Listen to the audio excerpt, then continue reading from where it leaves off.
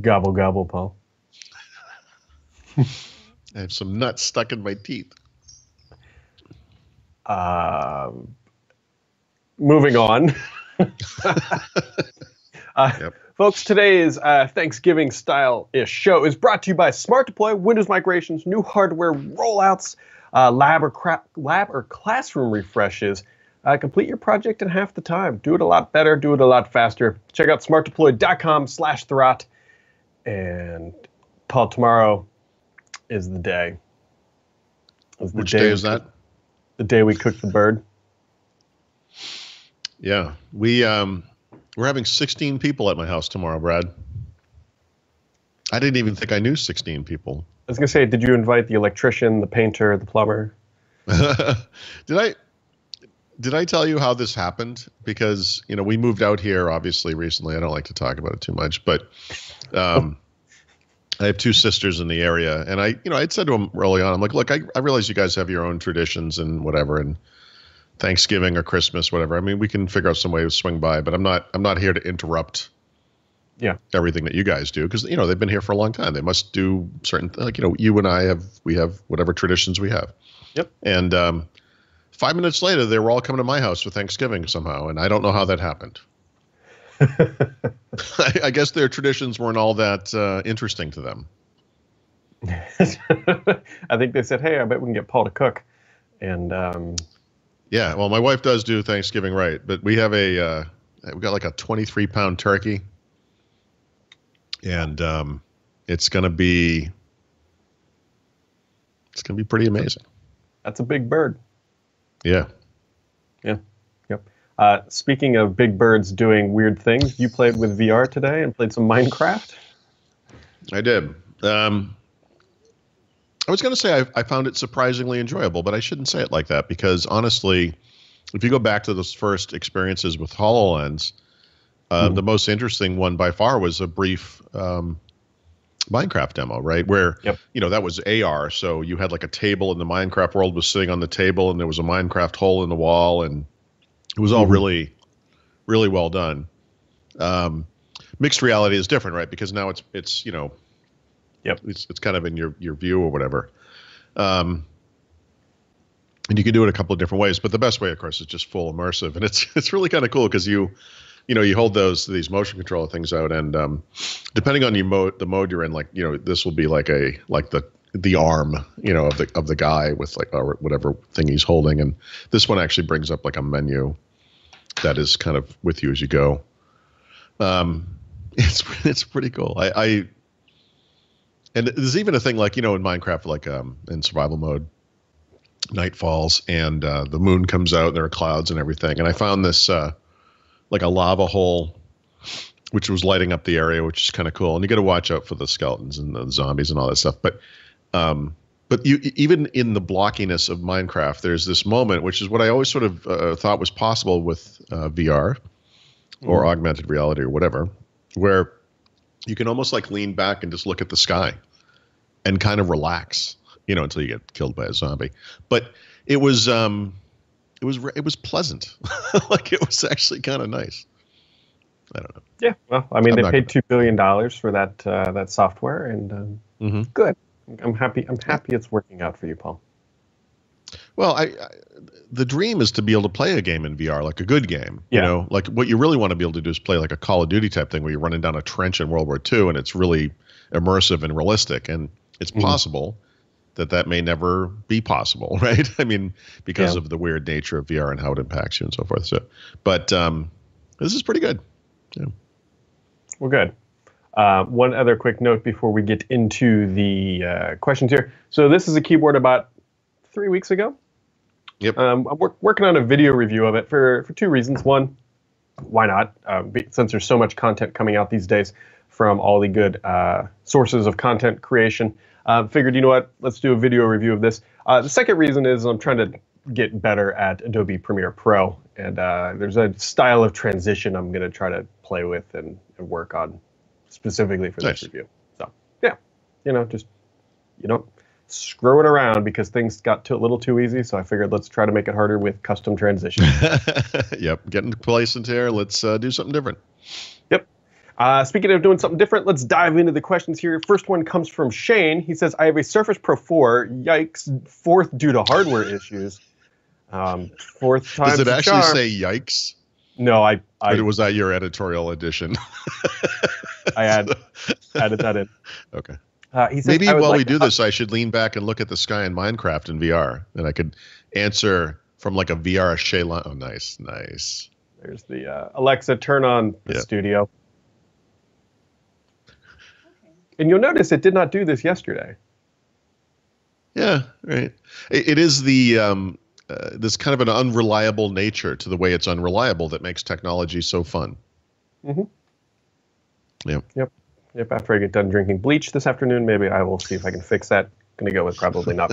But anyways, after his fourth device, he says, I would like to upgrade to a newer device. I do like the form factor and do use it without the keyboard. But do I go for the new Surface Pro, new Yoga, or new HP that Paul has? I could keep my Pro for a few basic things and blah, blah, blah. It's just the new Pro is only 7th gen and the newer 8th gen stuff is already out. What would you do, Paul? We're in a tough point time-wise because the 8th gen stuff has come out, and I don't know of a major 2-in-1 that has it yet. So the HP I think he's referring to is the Elite X2, which is like HP's Surface Pro clone. Mm-hmm. It's a tough one. You know, if the quad-core 8th gen stuff hadn't just happened, this wouldn't even be a conversation. But despite the bad experience he had with the Surface Pro 4, I would actually seriously consider the new Surface Pro. Yeah. It is built on a much more reliable chipset. It doesn't seem to exhibit any of the problems that we saw with previous gen Surface devices. And you can save some money by using the same type cover. Yeah, that might actually be the way to go, because we haven't heard anything about Microsoft updating the Pro to the 8th gen stuff, and I don't see that happening because this thing just came out 5 months ago. So, as an aside, it is possible that HP will do that for the X2. They have done it for some of their other machines. For example, they revved the 15-inch version of the X360, the Spectre X360, to the latest chipset. The device itself is otherwise identical, so they didn't change any of the external hardware. That type of thing is far more typical of basically every other PC maker on Earth. I don't know that Microsoft's ever done that. In fact, that was what I was advising them to do with Surface Pro 4. It was like, guys, just move to Kaby Lake for crying out loud and solve the problem, you know? So maybe they will do that, but they've never done it in the past. Yeah. So it's kind of, if it was to me and you really want something new, I would just get the Pro. It's a great machine. You're not going to be disappointed by it. And hopefully you don't have to get 5 of them, since this is sort of the 5th one. No, I mean, I normally would feel uncomfortable putting my neck on the line like this, but I do think you're going to have a completely different experience with the new Pro. Mm-hmm. Next question comes from Ishervin. It says, Brad or Paul, I have a question. Sometimes I feel like I'm the only one thinking that phones and Bluetooth headphones near your head is not a good idea, as well as wearing an Apple Watch all day. Do you ever think about this? But I do. Sorry. I was going to say, here's the thing. Do I think about it? Yes. Is there really anything you can do at this point? No, just because you're not wearing Bluetooth headphones, guess what? You know those cell phone frequency towers? They're still kicking out signal, and that's still going through your skull. And so at this point, I'm thinking that maybe by wearing Bluetooth headphones or something, like those waves are going to counteract each other, maybe mute each other, or the tumor is just going to go twice as fast. I haven't figured out which one's going to win. I don't think, people are studying this, by the way, and there's this is very controversial because there are some people who will insist that there is no scientific evidence whatsoever that this is a problem. Right. I follow the pregnancy rule, meaning if you see an ad for something and it says, hey, don't do this if you're pregnant, guess what? That thing isn't healthy, period. Yeah. And in the case of cell phones and putting a phone against a head, the rule is slightly different. It's don't do that if you are a small child, because small children have softer skulls. They're still developing and growing. And would you trust that? Would you put your daughter's head, with a band around it and stick the phone there and just leave it there all day? I mean, it's something that we might look back on later, like cigarette smoking or something, where it's like, wow, why wasn't that obvious? That this is not healthy. So I think for right now, the jury's out. But the good news is that most people don't stand there with a phone next to their head all the time. Like most people just don't do that. And Bluetooth by nature, if you're going to use Bluetooth headset, is designed to be kind of a soft signal, if you will. I don't think it's particularly strong. Speaking of soft, go ahead, Brad. I'll wait while you turn your lights back on with your voice. The future is really it's wireless. Great. It's wireless. Yeah, Alexa, turn on the studio. Again. You didn't hear me. Alexa, turn on the studio. Okay. And leave it on this time before I hurt you. And I open up a mechanical drive in front of it, just slowly stab it every time it does that. But I wonder what the root cause is of this. Here's the thing that kills me. So clearly those lights are turning off. There are lights on the other side controlled by the exact same hardware in the exact same setup that are not being turned off. Yeah. Well, like I said, I mean, the unreliable way that these things are unreliable is the slamming your head into the wall aspect of personal tech. It's always like this. Like it's just, it's just makes no sense. Anyway, long story short, I do think about that stuff a lot. I don't really talk on the phone all that much personally. Yep. And I wear wired headphones. So next user, CP, and I'm not talking about Paul in a large body of water, said, educated guess on why virtual desktops have not been made easily discoverable in Windows 10. I have a pretty good guess here. If you know what virtual desktops are, you are absolutely a power user, and you'll be able to find them. Yeah. That's my... So Mehedi had a story about an upcoming feature in Windows 10 that is putting tabs on individual windows. And, of course, Stardock now has a utility that will do that, I think, for all Windows.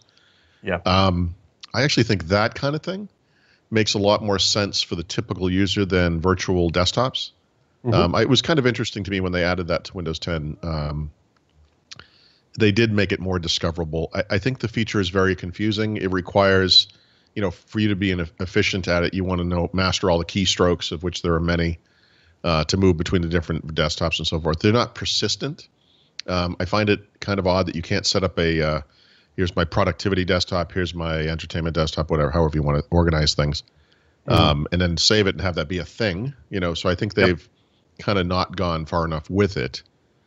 But I think ultimately it's just too complicated for normal people. So this ability to group applications together into a single window where you kind of switch between the tabs, that might be a better approach. So there you go. Next question comes from Mark Furry. It says, ARM-based PCs have been mentioned as being benchmarked on other sites, but I haven't heard anything from you guys. Are you embargoed? No. No. No, we are not embargoed. Here's the thing. Writing up that something has been benchmarked is a little interesting because you can cheat benchmarks extremely easily. And sometimes, yes, they are a little interesting, but to go out and actually see something benchmarked, which is synthetic, because that's what a benchmark is, and then say, look how great this thing is, has no real bearing on real-world performance, because you don't know if that benchmark was a single-core, multi-threaded, or whatever. I guess you could look maybe potentially the test, but it doesn't really tell you anything. We know these things are coming. Paul and I are so confident that they are coming. At some point, we are going to go to Hawaii against our will. It took a lot of effort to get us to Hawaii. I can't tell you how many times we said no before we finally said, we'll go to Maui. It was tough, but we are hanging out with Qualcomm. We cannot physically get any closer to them than we will be at that point. And we're going to be. They're going to have a hard time getting rid of me, to be honest. Yeah, no, they really will. And so we're going to be asking them lots of questions, and hopefully they answer them about what is going on in this space. Yeah, no, I'm sorry. I was going to say I'm not currently under embargo. It's fair to say that as that event unfolds in a few weeks, that will probably be when everything is announced publicly or whatever. I guess I'll say, since someone asked about embargoes, I am actually talking to someone soon about this topic under embargo. That hasn't happened yet, so I don't have anything to leak or whatever, and nor would I anyway. But with regards to the benchmark, ARM type devices do well on certain kinds of tests, right? It's kind of like the old CISC versus RISC thing, You can always promote the thing that your product does better. It makes sense that an ARM device would not perform well in a benchmark that was aimed at like a single core or single thread type workflow or whatever. So I'm not concerned about that.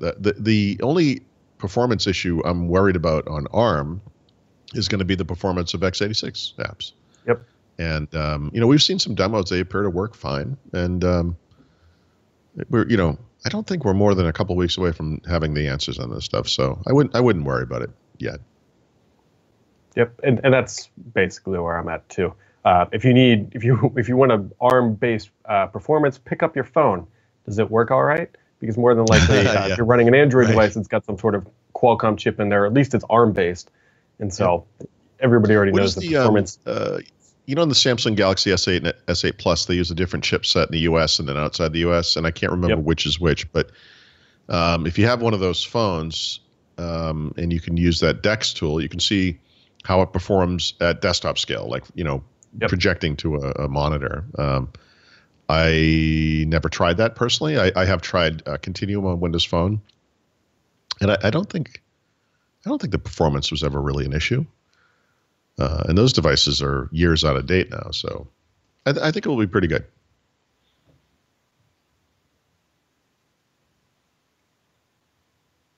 And now, Brad, I cannot hear you, but I don't know if it's just me. Yep. Heard that. How do you like them apples?